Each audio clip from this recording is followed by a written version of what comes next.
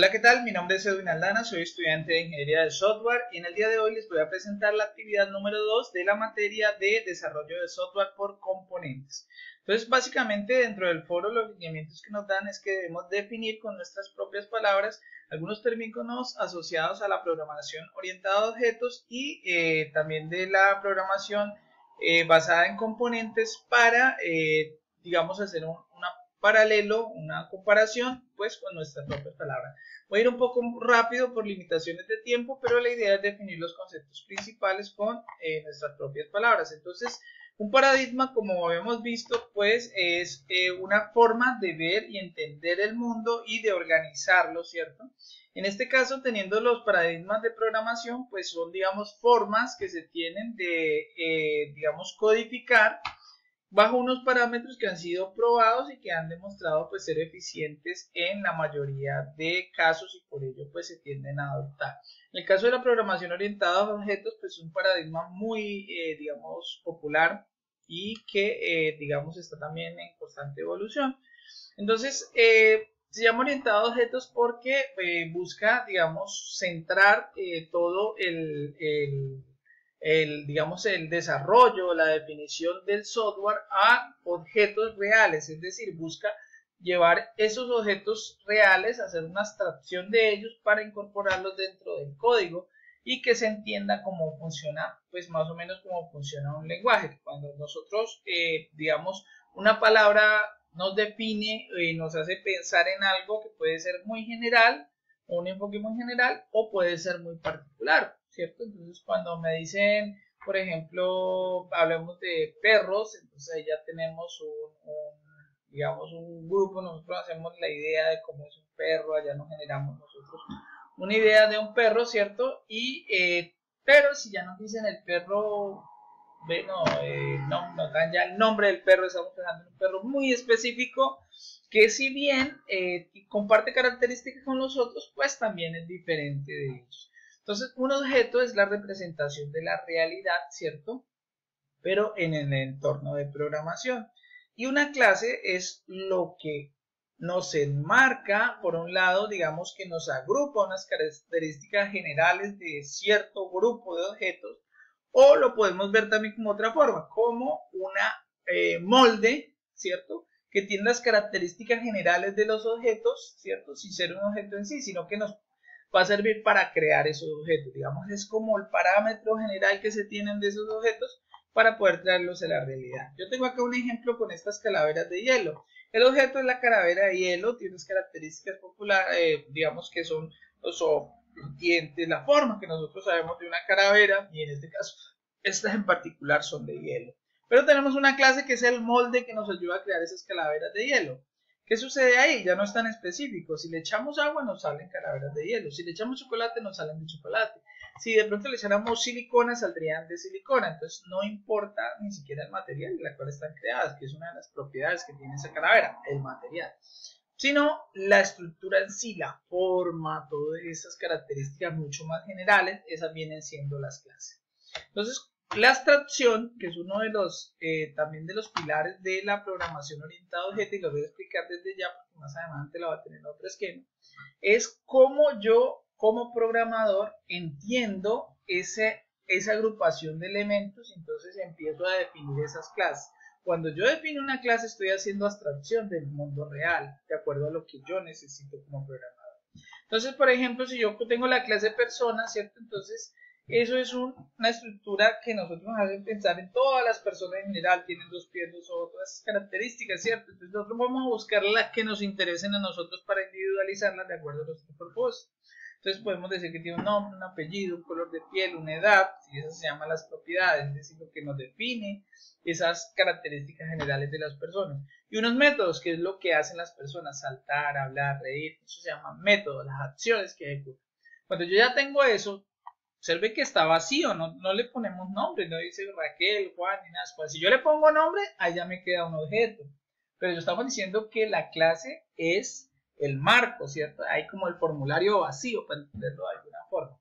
Cuando yo lleno el formulario ya me queda un objeto, porque ya eso es muy específico. Ya si yo le pongo Juan, Pedro, si le pongo los apellidos, eso ya es algo muy específico. Pero en general las personas tienen nombre, apellido, eso es un marco. Entonces, esa es una clase. Y cuando yo defino las clases que voy a utilizar, lo que estoy haciendo es una abstracción del mundo real. Entonces, además de la abstracción, hay otros, digamos, otros elementos, otras características de la programación orientada a objetos muy importantes y que la hacen particular. Entonces, ya vimos la abstracción, ¿cierto? Que era cómo definimos las clases, cómo entendemos nosotros ese mundo y cómo agrupamos los elementos de tal manera que nos queden unos esquemas que nos permitan crear esos objetos. Vamos a algo muy general y vamos siendo un poco más específico. Lo general, las clases, lo específico, los objetos. Ahora vamos a ver la herencia. Entonces, si bien yo puedo definir una clase muy grande, ¿cierto? También puedo definir unas clases por debajo, un poco más pequeñas, que llamaremos subclases, ¿cierto? Entonces, una superclase es una clase padre, allá la que está también se puede llamar clase padre, y hay unas clases hijas, digamos así, unas subclases. La idea de la herencia es que las subclases puedan heredar algunas propiedades, incluso métodos de las clases superiores, de las superclases. Entonces, ¿esto para qué nos sirve? Para reutilizar el código. Entonces, si yo tengo unos elementos de la clase persona, ¿cierto? Y yo tengo otras clases como un ingeniero, futbolista, son personas al fin y al cabo, pueden heredar, pues claro, todos tienen nombres, todos tienen, digamos, documento de identidad, entonces todas esas clases las podemos heredar. Si yo ya tengo definido eso en código, eso parece sencillo a simple vista. Pero si yo lo que tengo ya es una definición grandísima, hablemos de un videojuego donde yo tengo una cantidad ya de cosas definidas para cada personaje y creo un nuevo personaje, pues yo puedo heredar todas esas partes y reutilizamos el código y con eso somos más ágiles. La reutilización del código es muy importante. Ahora, si yo ya tengo definida esa estructura y yo tengo esas clases, ¿cierto? Y entonces yo tengo esas herencias también que yo puedo, digamos, saltar a otro. Pero hombre, pues una persona es diferente a otra y si yo heredo esas características pero no las puedo modificar de alguna forma, pues no estaría haciendo nada, no podría reutilizar de todo el código. Entonces hay una flexibilidad que nos permite que se pueda comportar de diferente forma una misma, digamos, un método o algunas propiedades dependiendo de la clase donde esté o sobre el objeto que estén actuando. Eso se llama polimorfismo, es decir, que un método pueda cambiarse en el momento cuando ya se va a utilizar, cambiarle una partecita, digámoslo así, para que cuando se ejecute en un lado lo haga diferente en otro. Por ejemplo, tenemos la clase figura. Entonces, las figuras son las figuras geométricas todas tienen base, todas tienen altura, ¿cierto? Y tenemos un método calcular área. Pero si yo lo que voy a calcular es el área de un círculo, pues es diferente. Aunque yo puedo heredar la base y la altura, ¿cierto? Yo puedo heredar esas dos cosas. El método tiene que comportarse diferente cuando yo voy a calcular un rectángulo, base por altura, ¿cierto? O un triángulo, base por altura sobre 2. Entonces se comporta diferente, es el mismo método. Podemos cambiarle solo esa partecita, digámoslo así. Y el mismo método se va a comportar diferente cuando es en el rectángulo, cuando es en el triángulo, cuando es en el círculo. Eso se llama polimorfismo. El encapsulamiento nuevamente se relaciona con el tema de las herencias, ¿por qué? Y de la misma abstracción y de las clases, porque si yo ya tengo todo el mundo, digamos, hablamos del mundo, ¿cierto? El mundo es el sistema que nosotros tenemos, ¿cierto? Hablemos que nosotros estamos creando sistemas. Si yo tengo todo el mundo ya definido en partecitas, que son las clases, ¿cierto?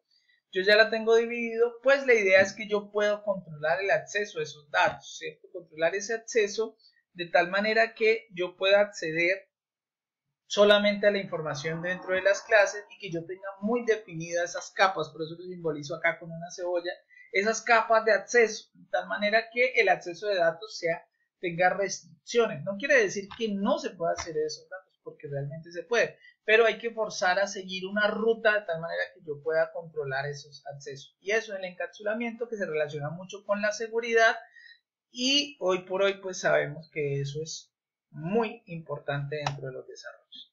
Ahora vamos a ver los constructores. Entonces, un constructor es eso, algo que construye, ¿cierto? Pero ¿qué construye? Como estamos hablando de un sistema, y en este caso un sistema computarizado, entonces vamos a decir que un constructor se encarga de tres cosas básicamente. Primero, le asigna memoria al objeto, ¿cierto? Entonces, como ya sabemos que vamos a crear un objeto, entonces eso debe estar dentro de la memoria, entonces le asignamos memoria, ¿cierto? Espacio y memoria. Eso antes tocaba hacerlo normalmente, ya con los lenguajes más avanzados, pues se puede hacer de manera casi que dinámica. Inicializa los atributos del objeto. Pues, claro, si ya tenemos que hay al invocar el constructor de la clase, dijimos que la clase ya tiene unas propiedades y unos métodos definidos, pues como yo le digo, yo voy a usar este molde, yo ya sé que ese molde me va a dar unos resultados generales, entonces invoca el constructor de la clase e inicializa los atributos del objeto. Entonces, como características particulares de los constructores, pues tienen el mismo nombre de la clase, devuelve un valor, no, o sea, no devuelve ningún valor, es nulo, ¿cierto? No tiene que retornar ningún valor y necesariamente debe ser público. Eso pues más o menos está orientado a lo que es Java, que es un lenguaje por excelencia orientado a eso. En cuanto a la sobrecarga de métodos o la sobrecarga, un concepto general nos dice que los métodos pueden no pueden tener los mismos parámetros, sino se considera que son un mismo método. Pueden tener el mismo nombre siempre y cuando tengan diferentes parámetros. Entonces, yo puedo utilizar un mismo método con el mismo nombre, pero si yo le defino parámetros diferentes, va a ser un método diferente.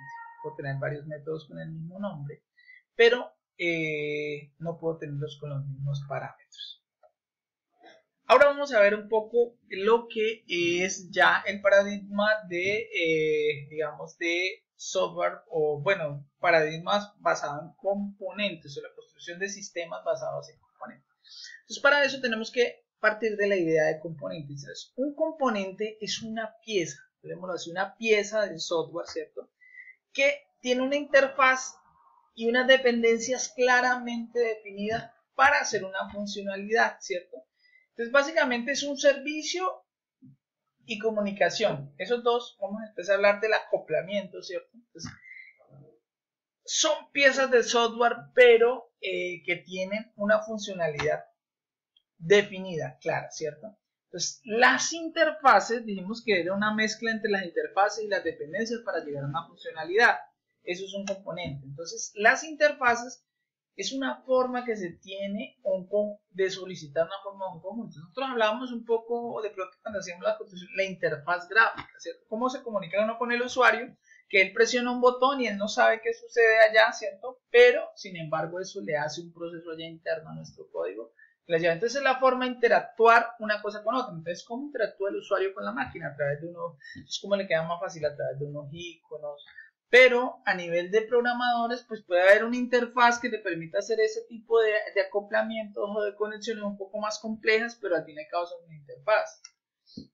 Entonces, las características de un componente. Si yo voy a definir unos componentes para un sistema, pues tiene que ser reutilizable. Eso es importante. Hablamos de ese rato de la reutilización del código.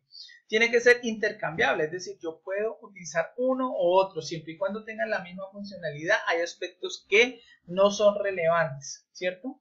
Las interfaces estar definidas es la forma de hacer interconexión y acoplamiento entre uno y otro y ser cohesitivo, es decir, que se puedan acoplar unos con otros para formar un sistema mucho más complejo.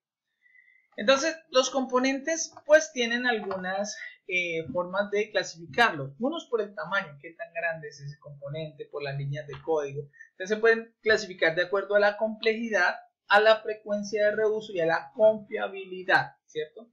Entonces, hoy por hoy hay unos tipos de componentes que son muy utilizados hoy en día, que son los frameworks, ¿cierto? Esos frameworks, de acuerdo al conocimiento que se deba tener, hay de caja negra y de caja blanca. ¿Qué tanto tengo que yo conocer por dentro cómo está integrado ese framework? Entonces hablamos de los frameworks de desarrollo. Ahorita mismo se me viene a la mente digamos, se me escapa el nombre de esos frameworks que utilizamos para el desarrollo web. Utilizamos muchísimo los frameworks, ¿cierto? Y si yo los conozco muy bien, puedo hacerlo muy rápido, pero hay frameworks, hay formas que nos permiten también crear software rápidamente.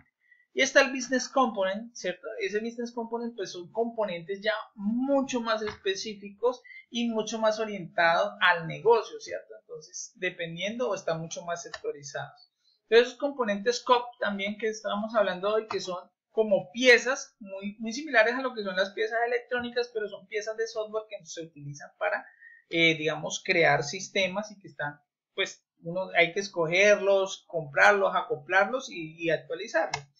Y por último nos piden cuál es la diferencia con los componentes y los aspectos que tienen como la programación orientada a objetos de desarrollo basado en componentes. Yo creo que son totalmente incluso compatibles y que si se orienta las